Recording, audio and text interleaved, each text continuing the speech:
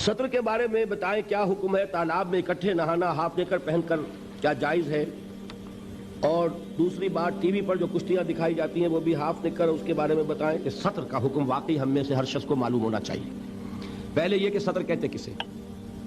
سطر یہ ہے کہ جسم کے کچھ حصے ایسے ہیں جو شریعت کی روح سے ہر حال میں ڈھکے رہنے چاہیے، سوائے شوہر کے لیے بیوی، بیوی کے لیے شوہر۔ یہ تو چونکہ قرآن نے کہا ہن لباس لکم وانتم لباس لہن، ان کے لیے تو کوئی سطر نہیں ہے۔ لیکن دوسری رعایت کیا ہوگی کہ کوئی سرجن ہو، کوئی ڈاکٹر ہو، اس نے معائنہ کرنا ہو، کوئی ضرورت ہے، لیڈی سرجن نہیں مل رہی ہے تو مرد سرجن سے بھی سرجری کرائی جا سکتی ہے جان بچانے کے لیے۔ لیکن ان دو کے علاوہ کوئی شکل نہیں کہ جسم کا وہ حصہ کھلے۔ مرد کا کیا ہے؟ ناف کے اوپر سے لے کر گھٹنے کے نیچے تک ناف بھی نظر نہیں آنی چاہیے۔ بہت سے لوگ بالکل نہیں جانتے، احرام باندھا ہوتا ہے ناف اوپر نکلی ہوتی ہے، اس لیے کہ پتہ ہی نہیں۔ ناف جو ہے یہ سطر میں شامل ہے، اس کے اوپر ہونا چاہیے، کمر بند ہو یا تہ بند ہو جو بھی ہو، اس کے نیچے نہیں۔ اور گھٹنا جو ہے اس کے نیچے تک، گھٹنا بھی سطر میں ہے۔ اب نکر وغیرہ جو ہے اس میں یہ سطر نہیں ہوتا، یہ ناجائز لباس ہے، اسلام کی روح سے حرام لباس ہے، اس میں کوئی اختلاف نہیں۔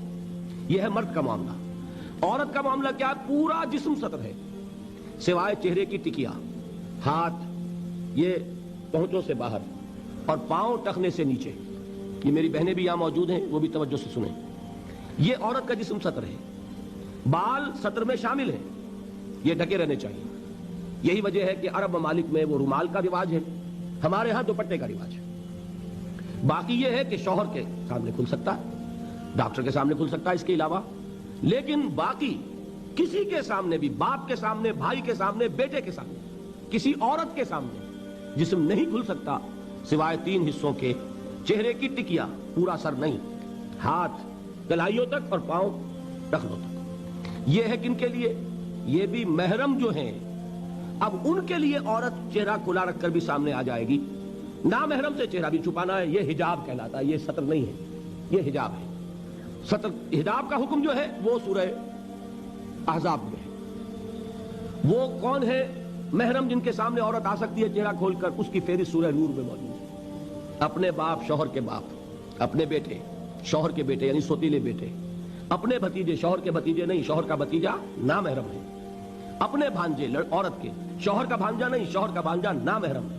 اس لیے کہ آج شوہر کا انتقال ہو جائے، اس عورت کا نکاح ہو سکتا ہے اس کے بھتیجے کے ساتھ، اس کے بھانجے کے ساتھ، ہاں اپنے بھتیجے کے ساتھ کبھی بھی نہیں ہو سکتا، ناممکن۔ جو محرمات ابدیہ ہیں وہی محرم ہیں، جن سے شادی کسی صورت میں نہیں ہو سکتی، سمجھے آپ؟ اپنے باپ سے نہیں ہو سکتی، اپنے بیٹے سے نہیں ہو سکتی، سوتیلے باپ سے نہیں ہو سکتی، سوتیلے بیٹے سے نہیں ہو سکتی، دادا سے نہیں ہو سکتی، پوتے سے نہیں ہو سکتی۔ یہ آپ گنتے جائیے، جو محرمات ابدیہ ہیں وہی محرم ہے۔